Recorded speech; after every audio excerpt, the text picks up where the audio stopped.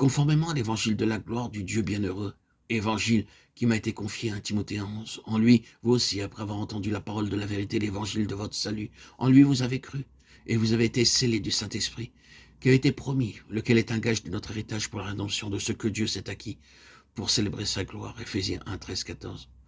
Faites en tout temps par l'Esprit toutes sortes de prières, de supplications, veillez à cela avec une entière persévérance et priez pour tous les saints, priez pour moi afin qu'il me soit donné quand j'ouvre la bouche de faire connaître hardiment et librement le mystère de l'Évangile, Éphésiens 6, 18, 19. Alors la nuée couvrit la tente d'assignation et la gloire d'Éternel remplit le tabernacle. Exode 40, 34. La maison de l'Éternel fut remplie d'une nuée. Les sacrificateurs purent pas y rester pour faire le service à cause de la nuée, car la gloire de l'Éternel remplissait la maison de Dieu. 2 Chroniques 5, 13, 14. Lorsque Salomon eut achevé de prier, le feu descendit du ciel et consuma l'holocauste. Et les sacrifices et la gloire de l'Éternel remplit la maison. Les sacrificateurs ne pouvaient entrer dans la maison de l'Éternel, car la gloire de l'Éternel remplissait la maison de l'Éternel. Tous les enfants d'Israël virent descendre le feu et la gloire de l'Éternel sur la maison. 2 Chroniques 7, 1, 3. Il dit cela de l'Esprit que devaient recevoir ceux qui croiraient en lui, car l'Esprit n'était pas encore, parce que Jésus n'avait pas encore été glorifié. Jean 7, 39. Le Dieu d'Abraham, d'Isaac et de Jacob, le Dieu de nos pères, a glorifié son serviteur Jésus, que vous avez livré et renié devant Pilate, qui était d'avis qu'on le relâche. Acte 3, 13.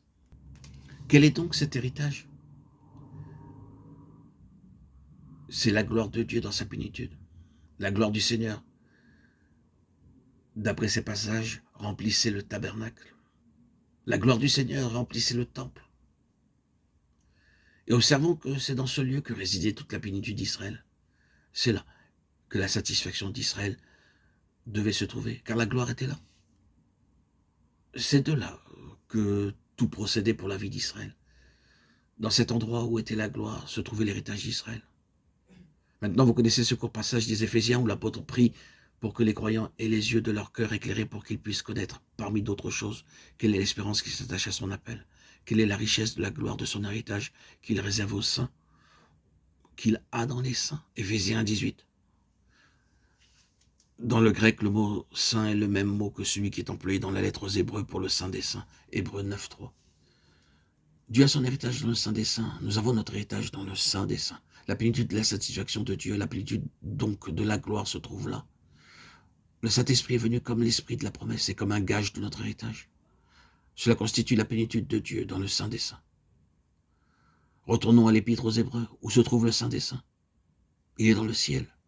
Le Saint des Saints du tabernacle ou du temple était seulement une image des choses qui sont dans les cieux. Les choses réelles sont dans les cieux. Donc notre héritage est dans les cieux, là où la gloire de Dieu est complète, parce que la satisfaction de Dieu en Christ est absolue. Au cœur du Saint des Saints était l'arche du témoignage.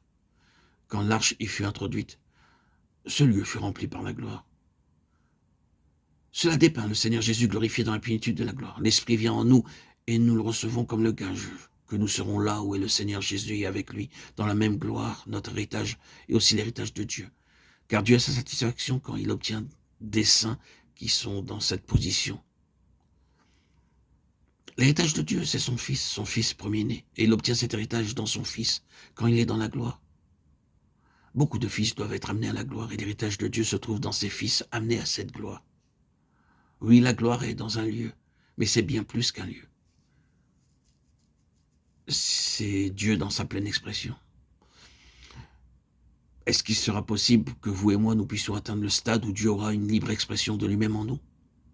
C'est cela l'évangile de la gloire. C'est cet évangile dont nous parlons, l'évangile de la gloire du Dieu satisfait, est une merveilleuse chose. Quand le Saint-Esprit vient comme le gage de notre héritage, la pleine et finale satisfaction, quelle est notre première sensation? C'est une merveilleuse satisfaction. Mais est-ce que nous sommes différents nous-mêmes? Nous apprenons très vite que nous ne le sommes pas. Cependant, d'une manière ou d'une autre, vient en nous la sensation que c'est pour cette plénitude que nous sommes nés. C'est ce que nous avons recherché durant tout ce temps. Mais est-ce juste une sensation? Oh non, c'est l'Esprit qui rend témoignage à notre esprit que nous sommes enfants de Dieu et co-héritiers avec Christ. Romains 8, 16, 17. Et l'Esprit est pour les héritiers le gage de l'héritage. Il est en effet celui qui introduit la satisfaction de Dieu du ciel dans nos cœurs. C'est une chose dans ce monde-ci que Satan ne peut pas tolérer. Il était dans la gloire autrefois, et connaît quelque chose de ce que signifie la gloire. Mais il l'a perdu. Et maintenant, il ne peut pas supporter que quelqu'un puisse en jouir. Si Satan peut faire quelque chose pour détruire la gloire dans votre cœur et dans le mien, il le fera. La satisfaction de Dieu, oh, la satisfaction de Dieu attestée par l'Esprit dans nos cœurs.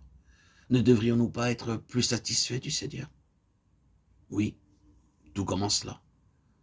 L'Esprit qui vint à la Pentecôte est là comme un gage de notre héritage.